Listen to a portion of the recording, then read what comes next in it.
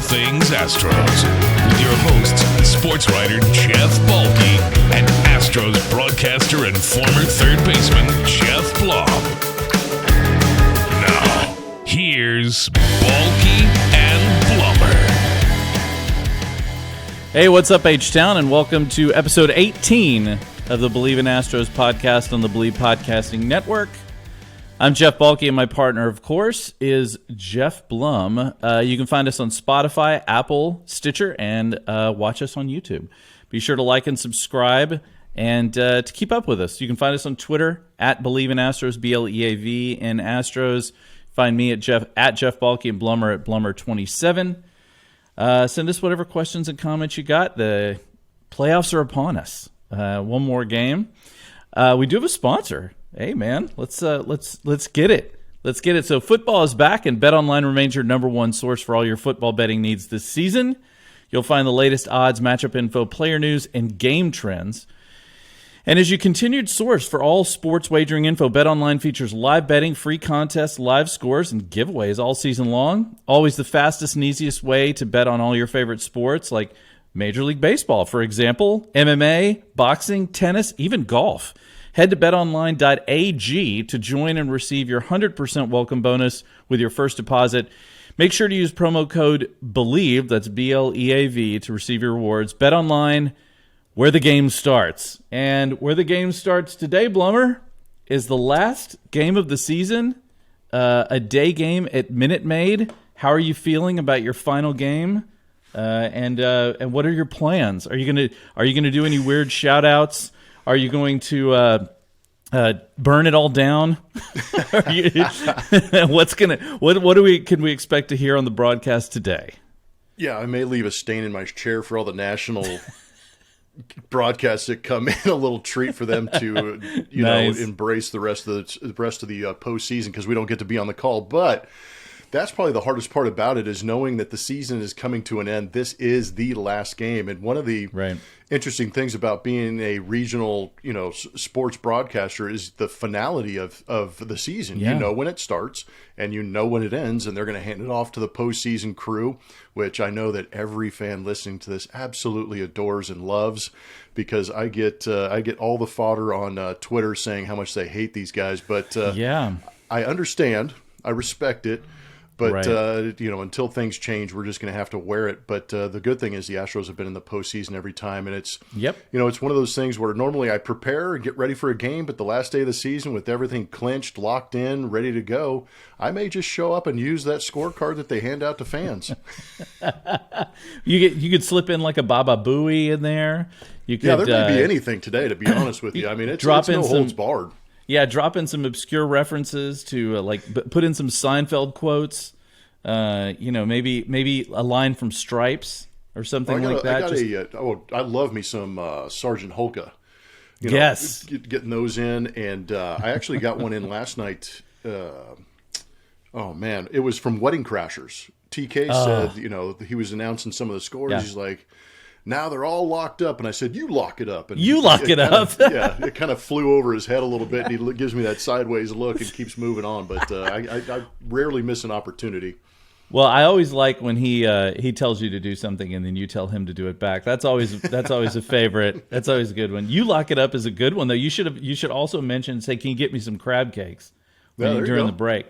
Yeah. Just slip in any good movie quotes like that are always appreciated. Matt Bullard, when he used to do the Rockets games, loved Bullard. One of his favorite things to do was there's a referee whose name is Bill Barnaky, and every time he would pull that reference from Stripes, he'd be like, "Barnaky, that guy owes me money." every single time, like clockwork. So you gotta love it. All right, so. We've been doing this. We talked last time about what Dusty Baker was going to do over these last couple series, and we've seen he's gone to this sort of spring training, like grapefruit league type of thing. Not giving guys tons of innings. What do you think about that? I mean, I think it's kind of great, really, to give everybody some spread out time, but we didn't think that was going to happen.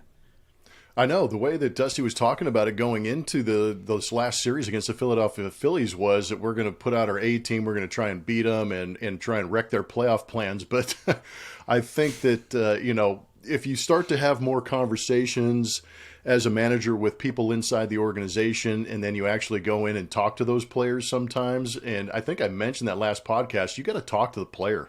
You got to be able to get their insights, see how they're feeling, and adjust to them, because who are you relying on in the postseason? You need those players to be healthy mentally and physically. Right. They need to be prepared. So I think it is a good idea to give those guys a couple of at-bats, keep their eyes trained on the ball, moving through the strike zone, having them make good swing decisions, and then get them out of there. Just, so that it saves that body a little bit. It's very replenishing as a player to know that you have a couple of at-bats, and then you can go chill out.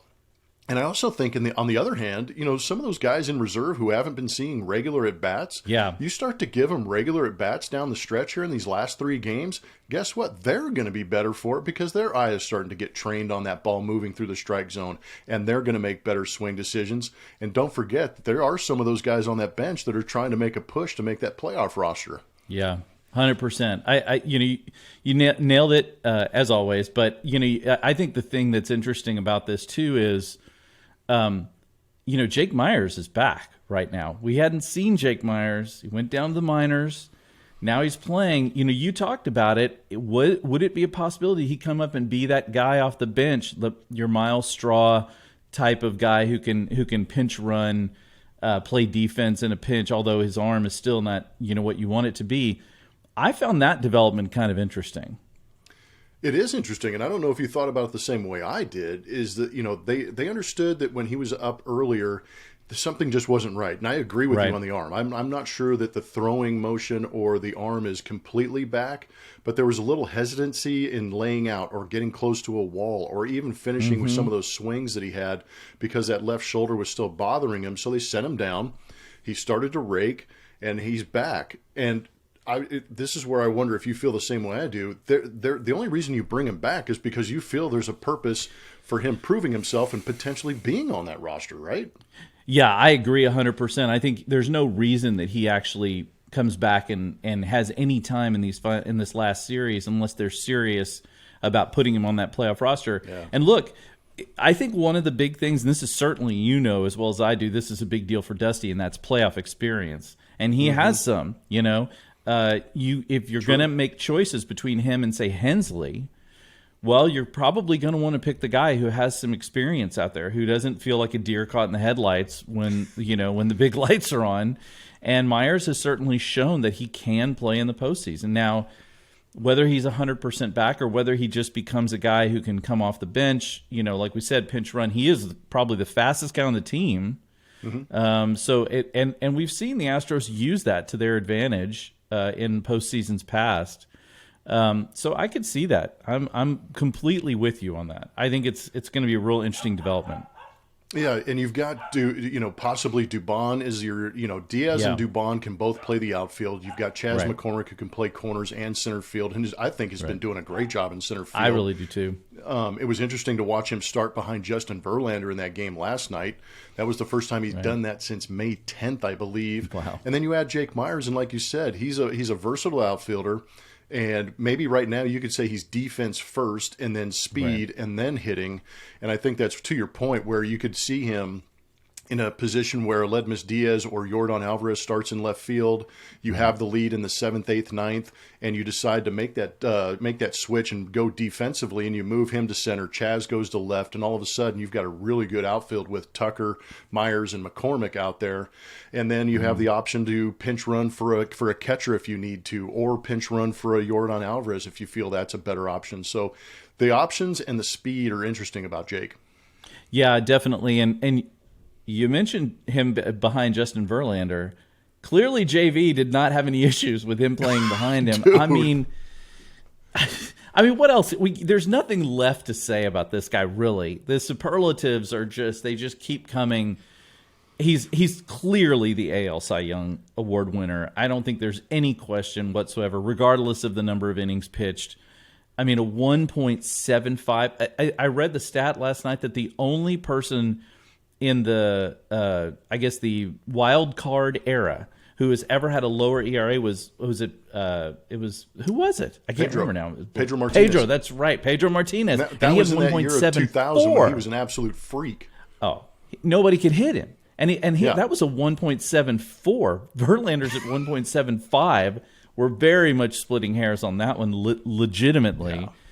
I mean, and then of course, look, I'm not gonna hate all over Will Smith for giving up the hits, even though he did strike out the side, but yeah, he could have flipped the script a little bit in that inning and been just fine. Everybody would have been really happy. Exactly. I tell you what, my buddy was there and he was so mad. He texted me in the ninth. He was like, "I can't believe it." But I will say that JV. I mean, there's nothing left to say about this guy. He is absolutely as dominant a pitcher as you will see. And, he's hard to take your eyes off watching him pitch. I mean, he pitched 5 innings. He had 10 strikeouts, no hits. I mean, what else can you say about him? Franchise record. Yeah, but he's solidified. He's the Cy Young. There's a couple of things. He tied a franchise record by striking out 8 straight batters. And when you witness that in person or on TV, it's one of the craziest things you're ever going to see because nobody is putting the ball in play. It's just 1, 2, 3, take a walk to the back of the mound and wait for Alex Bregman to throw it back. It's unbelievable how that sequence actually unfolds. It's amazing to watch. Every guy just literally walking to the box and then walking back to the dugout is one of the craziest scenes you'll see for that many at-bats in a row. And, to your point about the innings pitched, it was 2018 when Justin Verlander, I believe, was robbed from another Cy Young by Blake Agreed. Snell, who threw maybe 185 innings that season and had a 1.89. Now Justin Verlander, fresh off of Tommy John surgery, goes 175 plus innings, I think, and has himself at 1.75 ERA. All the peripherals, if you want to expand and grab any analytic you want, he's number one. So he should be the unanimous decision as far as that Cy Young Award is concerned. And if anybody's going to argue that, guess what? He qualifies. He's playing within the rules, and he played them better than anybody else. Yeah, I think that's a really good point. When you play, that's the thing. They set up the rules the same for everybody. It's not like one guy has a different thing. You're all playing the same game, right? It's just he's just better, and that's just how it is. And, speaking of numbers, I mean, we had some guys pick up some, Kyle Tucker with his 30th home run. By the way, right on cue with Todd Callis' call, which I found really funny, where he's like, hey, he's got his 30th, and then he just, one pitch later, he hits it deep. And then Jeremy Pena, 22 home runs, tying Carlos Correa for second. I mean, Pena, he is on a roll right now. And they said, I saw an article in the Chronicle where they said they worked on some mechanics of his swing. Yeah. I mean, Kyle Tucker, look, he's one of the best outfielders in baseball.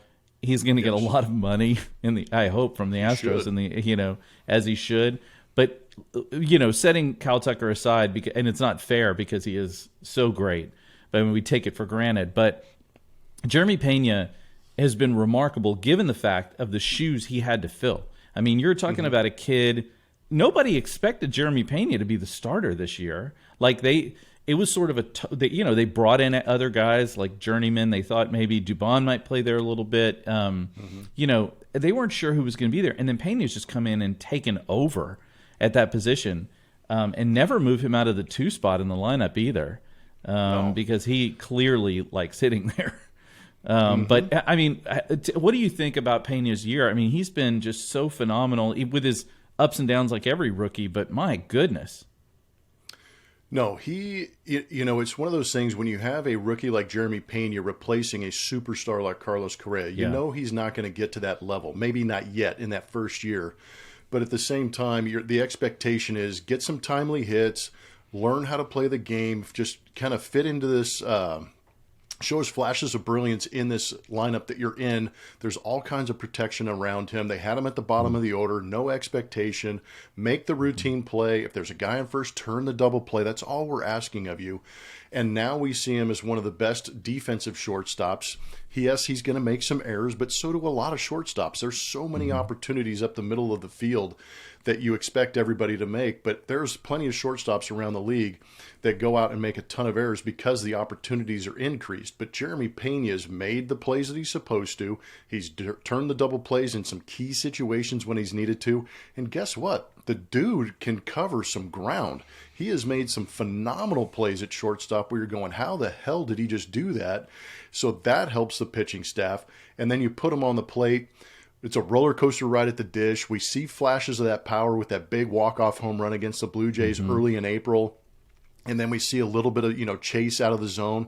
But guess what? He's made the adjustment in September. They've put him in that 2 spot between Altuve and Alvarez. He's flourished. He feels important. He's got purpose in the middle part of that lineup, gotten rid of the leg kick. There's just a little waggle in the hands, and then he is ready to fire, and he's making great decisions. He has been a true star at shortstop for the Astros, and what a blessing to be able to have a guy step in like that. He's been great.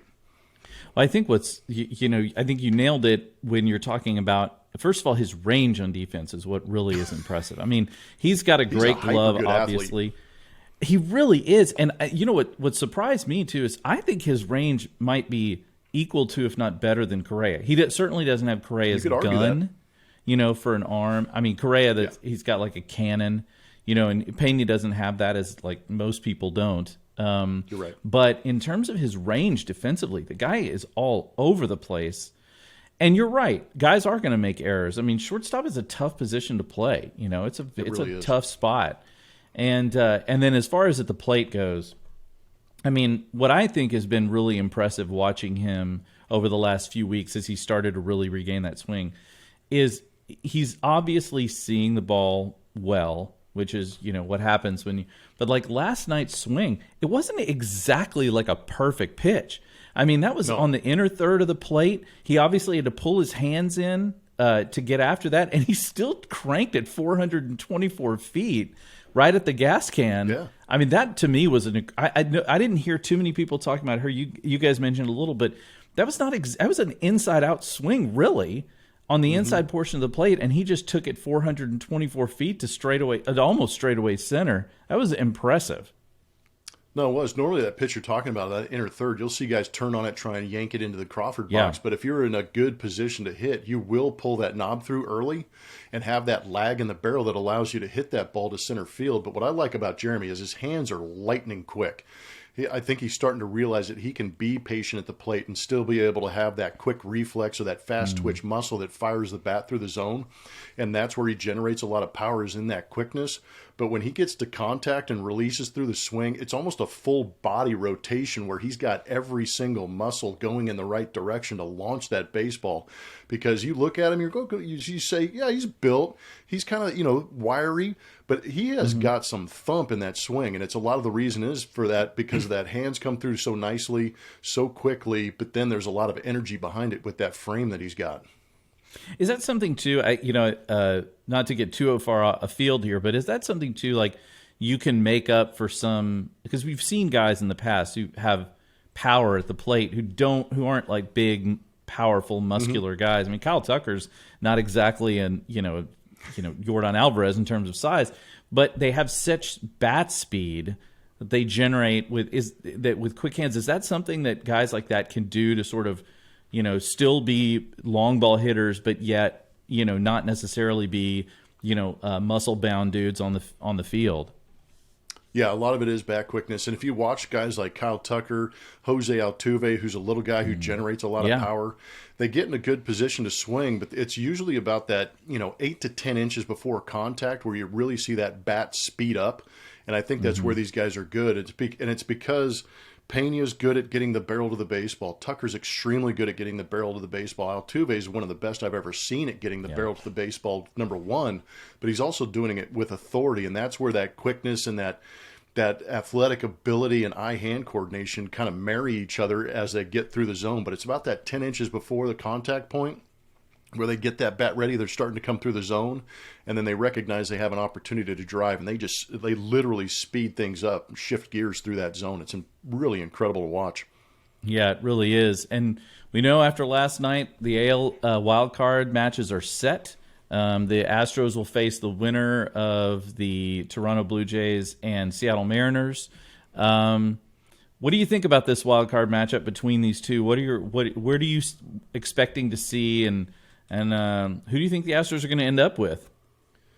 I think it's going to be very interesting for Seattle to go into Toronto. I'm not sure if they've played in that environment, and I know that Robbie Ray won a Cy Young last year with the Toronto Blue Jays, so he probably has some insight and probably sharing with these guys. He's probably telling them, boys, you better be ready because you've got the entire country of Canada shoved into that Rogers Center, and they are going to be loud. They're going to be raucous. They've got high expectations, and you've got an incredibly explosive offense for the Toronto Blue Jays. The only question is, how do you prepare for a Kevin Gausman, and how do you prepare for a Alek Manoah? Because those are going to be the first two starters you've got to go out there and try and beat to force a Game 3, and that could be a daunting task in that environment. Does Seattle have enough firepower? We know that Julio Rodriguez is a hyper-energized type leader at the top of their lineup, who I think, a lot depends on what he's able to go out there and do early to try and set the tone in that environment. Is Suarez going to be able to drive the baseball? There's some deficiencies on defense for me with the Seattle Mariners in the outfield, and that's where the Blue Jays like to hit the baseball quite a bit. Yeah, they do. But if it turns into a slugfest, it definitely favors the Toronto Blue Jays because their firepower is never ending. And I think the Blue Jays end up pulling this out, but you're going to have some freak performances, maybe from a Luis Castillo for the Mariners or a Logan Gilbert. Is Kirby going to be the guy instead of Robbie Ray? Because Robbie Ray's been kind of a roller coaster ride this season with the Seattle Mariners. Yeah, I think you make some really good points. It might be the two craziest fan bases we'll see in the playoffs. I mean, between the Canadians in Toronto and Seattle, who hasn't been to the postseason in 20 years. I think that's going to be something that will certainly benefit Seattle to a certain degree emotionally. But you're right. I think the hitting is really the key in the series because neither team is loaded with great pitching depth. But, you're right. Toronto they just send hitter after hitter after hitter up there. I think it's going to be a real interesting series. Personally, I'm with you. I think Toronto's going to be. Toronto has the potential to go to the World Series. I don't think you can say the same thing about Seattle. I think Seattle's a really better point. Yeah, they're a good, solid, fun team, and Julio Rodriguez is absolutely must-see baseball, and that trade for the pitcher was such a big deal for them. For I was trying to remember his last name in my top of my head, Luis Castillo. Yeah, that was a big deal for them. But like you said, with Robbie Ray, he's been so up and down. And I'm with you. I feel like Toronto's going to win this. I think they could maybe not do it in short order, 3 games, maybe 4. I think it'll be interesting when it gets back to Seattle because those Seattle fans are going to go bonkers up there, and that's going to be wild to watch. Well, that's the interesting thing about the wild card is the fact that they don't go back to Seattle. It's going to be 3 games. Oh no, you're Toronto. right. You're right. 3 games. Damn it! Sorry you're about right, that. Yeah. Blummer. No. You're right. In fact, because I'm with you. My Seattle very would next be going nuts. No. My very next question was going to be, how do we feel about this 3-game format? So literally, you just caught me but what? How do we feel about this 3-game? Because we had the play-in kind of game, kind of thing, where it was like the 1-game winner take all. How do we feel about it's 3 games, 5 games, 7 games, 7 games? It's interesting, but how do you feel about it?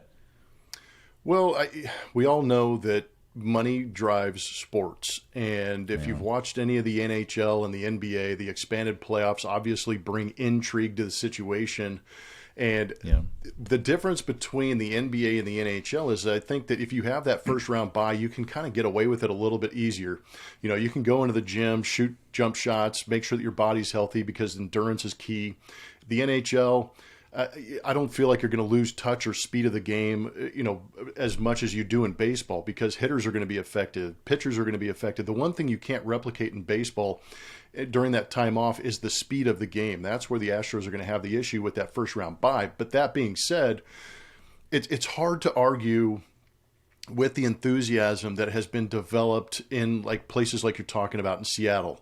They're finally starting to sell out that gorgeous stadium up in the great Northwest in a phenomenal city. They put together a great team, and now they're somewhat reaping the benefit of that. Granted, they're still 17 games back in the American League West, They've got some work to do to compete with the Astros, but they're in. They gave them hope. Yeah. And then you have on the National League side, the Philadelphia Phillies. They finally get in. So the two longest, droughts in playoff baseball have been, taken away because of the expanded playoff. I think it brings intrigue.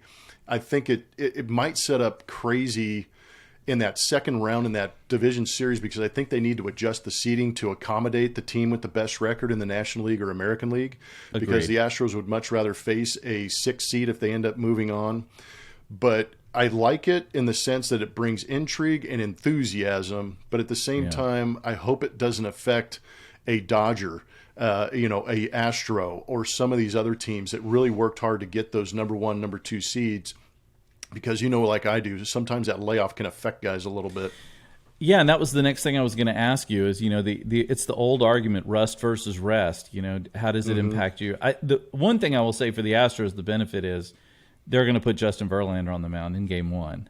And so you're not going to have – that is a big advantage. You put JV on there, you're not going to have to worry too much about, hopefully, fingers crossed, dealing with, facing a lot of runs. But I do wonder, the buy situation, it is different. You talk about rhythm. I think it does affect other teams, but in other sports, I think it can. But you're right, there is some of that. Are they going to? What do you think they're going to do during this downtime? Like, how are they going to? I'm sure pitchers will be throwing simulated and stuff like that. What are they going to do though to help keep these guys in rhythm? Well, I hate to keep bringing it up, but I have experience in this because in 2005 with the White Sox, we blew through the Los Angeles Angels, or Anaheim, whatever the hell they were called at the time, the Angels of that 2005 season. Yeah. And we threw 4 complete games in a row to win that championship series. So we didn't even use our bullpen. We didn't use our bench. And we had a 5-game layoff waiting to see the Astros beat the Cardinals. But during that time, we had, a unique opportunity to find ourselves in the middle of Comiskey Field trying to figure out how to stay healthy, try and stay in shape. So you kind of took that first game after the series completely off. Granted, you're, resting up from a hangover from partying, but you're also trying to make sure that your body's getting back in shape.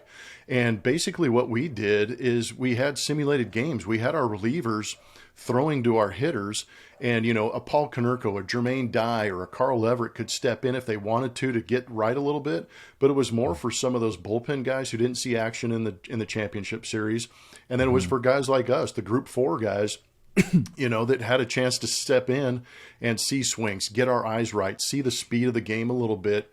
But that's where you're trying to get these guys to stay consistent with their eyes, because if your eyes are matched up with your brain and your body, you're going to be in good shape. So I think it's paramount to see the sim games, to step in and face guys. Even if it's just a bullpen situation and a guy's throwing at game speed, step in against a Justin Verlander or Lance McCullers Jr. and just get your timing, get your foot down, have your eyes react to the pitch, pick up the spin out of the hand, and I think that they'll be all right. But these guys have a game plan, and obviously we know the desire's there. But these guys are healthy, confident, and ready. These guys are going to be ready to go, man. I can imagine it feels like for some of these guys, it feels like they're going to feel like being launched off of a launch pad when they finally get to play. That's a great analogy. These guys, you can feel they're going to be chomping at the bit. Obviously, it worked out okay for when you had a layoff. So I guess there is some precedent there. But I will say, it is interesting to me when I talk to athletes and I hear sort of what they go through and how they figure those things out. I also wonder, like, the mental space that you have to be in, because I know when it's the grind of a season and you're playing every single day, to then suddenly for any person who has time off doing anything, your mentality really does change, right? You aren't maybe quite as focused and that sort of thing. So do you think it's going to affect them, in that way as well? What are guys going to do to keep themselves mentally focused? Well, that's the biggest thing about baseball is we are so routine oriented. You have a certain procedure during a day game, how to get ready for that. Then you have a certain procedure for how to get ready for a night game. There's a certain rhythm to a ball player's season where they know the schedule that's upcoming. They know how to get prepared for it. So nothing really shocks them or throws them off kilter, and they don't panic. There's a certain rhythm. Now, we haven't even gotten game times yet because we have to figure out if it's going to be playing against the West Coast Seattle Mariners to accommodate their fans with some of the game times, or is it going to be the East Coast team and the Toronto Blue Jays where you might get a little bit better time playing later in the day to accommodate those fans. So that's where the trouble for me kind of sets in, because we both know, if you and I know, that everybody in that clubhouse knows that MLB is going to screw them on times. They're not going to give them the best 100%. Start times. If they could play the Astros... Yeah, if they could play the Astros at 6 a.m. on a Monday morning, they probably would. It's obnoxious. Everybody knows it. They try and play it off. No, this is the slotting. Give me a break. Everybody knows that they want to see the Yankees and Dodgers playing every single game every day. But eventually they'll get to the better teams, and the Astros have done a good job of using that actually as motivation. But I think that's where the problem might be, if there is any, is just sitting there getting ready. But what are we getting ready for? Are we getting ready for a day game? Are we getting ready for a mid-afternoon game where there's going to be shadows everywhere? I mean, it's stuff like that can kind of get in your head a little bit. But these guys are a step above, I think, mentally, because of what they've had to deal with, the adversity of playing on the road and the adversity of everybody not wanting them to win. So I think that these guys always have that extra little chip on their shoulder. And I mean, also when they're during this downtime, where's Fromber going to get his peanuts? And that's I think that's I would say the vendors aren't going to be there, man. I know, man. That's an important question. They're going to have to ship some in. I'm going to have to get some vendors to do a little overtime work. Yeah. You make really good points about that sort of like mentally. I swear, baseball, if they could, they would put the Astros on at like 3 a.m. on the Oprah network or something just to make it difficult. And this is not hyperbole, because the truth is it's not really about the Astros. It's really about their big market teams getting prime spots. And I get it. I do get it. Just like you said earlier, this is a league driven by money. It's a business. But it is a real bummer when it impacts how players are going to go about playing the game. Like it does really impact how a guy's going to make his decisions about what time they get up. How do you get warmed up? I mean, look, I'm going to be honest. I'm not as good in the morning as I am in the afternoon. Lots of people aren't. It's harder to have to get up and do stuff when your body's not ready. So that is a bummer, I would say. But like you said, these Astros, they really are a cut above in many ways. I don't think there's any real argument that they're the best team in the American League. I don't know if that ends up winning them the American League or not. We'll have to see. But I definitely, which brings me to a question. I saw somebody tweet this out, and I thought that was an interesting one. I'd like to get your thoughts. They said one of these four teams will not make the ALCS. Yankees, Astros, Dodgers, or Braves. Who do you pick? The Yankees. I still think they're beatable. I think they're pitchable. And, something that we haven't really talked about is the fact that the Tampa Bay Rays are playing for the 6th seed. I don't know if you've noticed that, but they're not playing their A guys. They're trying to stay in shape, but they are very comfortable with the 6th seed. Yep. And I think if you really peeled back that onion a little bit and asked them, and they, off the record, they might be like, yeah, we want the 6th seed. We want to play the Guardians, and then we want to play the Yankees. There ain't no way in hell I want to go play the Blue Jays and then the Astros. You got to be kidding me. Right. There's a definite difference in that, in those brackets on which route might be a little bit easier. And I definitely think it's through the Yankees. And obviously I don't know, you call it bias or whatever it is, but I just don't think the Yankees are strong enough to get through that, and I think they're more beatable. The Braves are on a tear. I'm not sure if I want to be the Dodgers and play them. No, I don't either. It could be really interesting. But if I had to just gut instinct, I'd say the New York Yankees are the one team that don't advance, and that could be incredible. It's so funny you say that, because that's exactly who I picked as well. I feel like the Yankees are beatable as well. Now, I could eat my words on that one, certainly, but the thing to me about them is I don't see them as they don't have tremendous pitching. Like when you look at those Astros, Dodgers, Braves, you've got three teams that all pitch really well. And to me, in shortened series, that makes such a big difference. If you're a team that goes into a 5-game ALDS and your starting three are Justin Verlander, Framber Valdez, Lance McCullers, and then you have Christian Javier and whatever it is, plus your bullpen, which is the best bullpen in baseball. Mm-hmm. There's such an advantage you create for yourself just automatically, right? And in the ALDS, because you have the time off, you get to line them up exactly how you want them. So to me, that's such an advantage. And when you're a team like the Yankees, that I don't think has that level of pitching like some of these other teams do, I think that's going to be the weakness. And look, Aaron Judge hit a 62nd. Good on him. Congratulations. But yeah, congrats.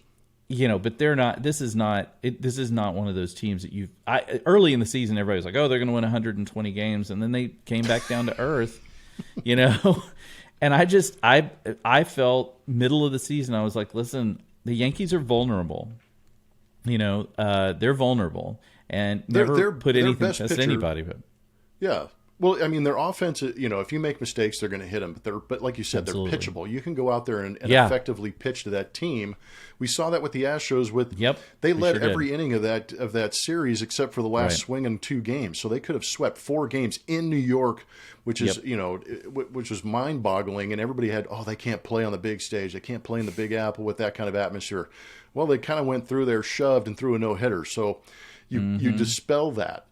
But at the same time, it's going to be Garrett Cole, Nestor Cortez, Luis Severino in the top 3. But when your top pitcher, your best pitcher, is leading the league in home runs given up, that is a little scary because it could be either incredibly good, 6 innings, 12 punch-outs, or it could be 6 innings, 12 punch-outs, and 3 home runs.